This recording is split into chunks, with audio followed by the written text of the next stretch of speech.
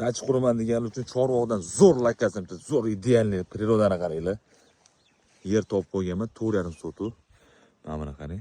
Chinorkent kanatkalari, mana Chimyon tog'lari, polniy manzara mana mana shundan ko'rinib turgan joydan 4,5 sotu. Birmen qurib qo'ygan kadastr xat hujjat hamma narsasi bor. 4,5 sotulik yerimiz chiqyapti sotuvda. Egalariga pul srochniy bo'lgani uchun 40 dan keldi. Sizlar uchun $30,000 ga gaplashib qo'ydim.